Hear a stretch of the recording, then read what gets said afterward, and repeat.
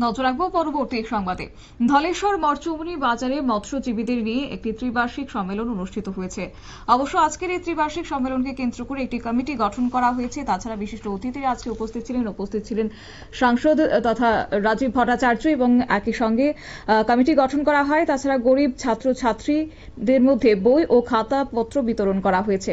গোটা বিষয়কে কেন্দ্র করে রাজ্যসভার সাংসদ রাজীব ভট্টাচার্য কি জানিয়েছেন শুনুন। আপনারা অবগত আছেন বিগত 22 এপ্রিল আমাদের ভারতবর্ষের শ্রীনগর কাশ্মীরে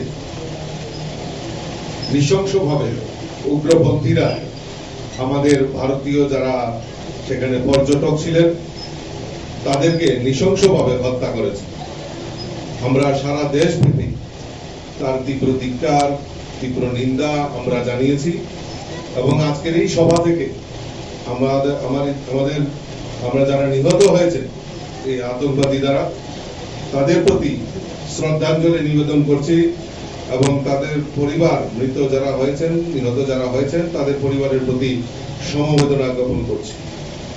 আমরা জানি যে আমরা ভারতবর্ষে আছি, এবং ভারতবর্ষের এই ঘটনার পর সারা দেশের মানুষ তার জন্য যেভাবে ধিক্কার জানিয়েছে, এটাই হলো ভারতবর্ষ, যে মানুষ একতার মধ্যে, আমরা ঐক্যের মধ্যে যে বন্ধন, সেটা ভারতবাসী হিসাবে আমরা সবাই ধিক্কার একসঙ্গে জানিয়েছি।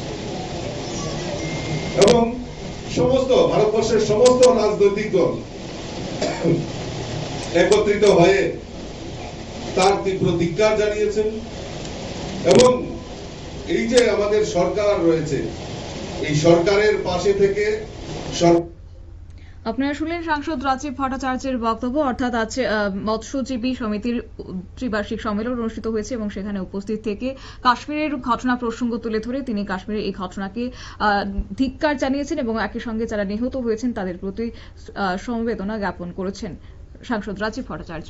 নিয়ে নিচ্ছি ছোট্ট একটি বিজ্ঞাপন বিরতির সঙ্গে থাকুন।